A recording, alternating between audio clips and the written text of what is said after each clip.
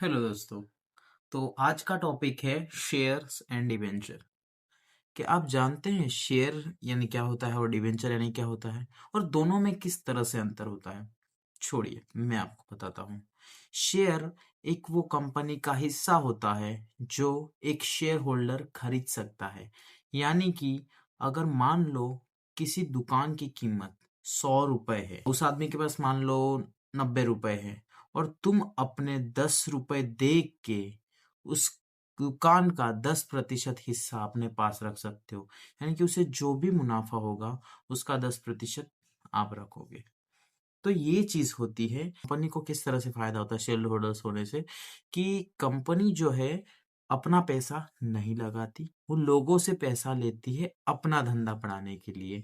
बस अंतर इतना है कि वो मालिक रहे इतने ज्यादा शेयर अपने पास रखती है, यानी कि 60%, क्योंकि बाकी के वो बाहर दे देती है। और थोड़ा बहुत बता दूं कि अगर मान लो किसी भी कंपनी को नुकसान होता है तो उस कंपनी के शेयर्स नीचे भी गिरते हैं और शेयर होल्डर्स को नुकसान भी होता है।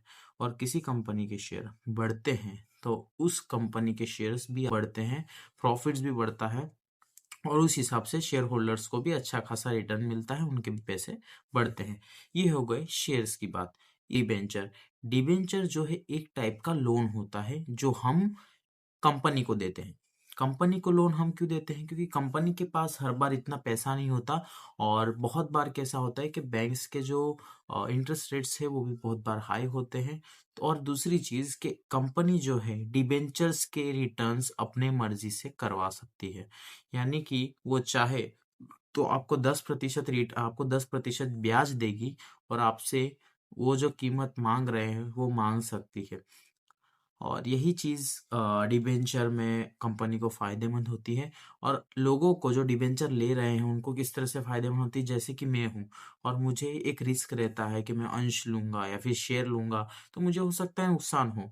लेकिन इसी के बीच में अगर मैं डिबेंचर लेता हूँ तो मुझे एक फिक्स 10 या 12% का हर साल जो भी रिटर्न्स उन्होंने प्रकाशित किया होगा वो रिटर्न मुझे मिलेगा, भले फिर चाहे कंपनी को लॉस हो फिर या प्रॉफिट हो।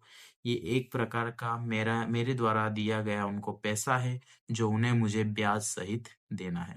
तो यही है अंतर अंश और डिबेंचर्स में, यानी कि शेयर्स एंड डिबेंचर में।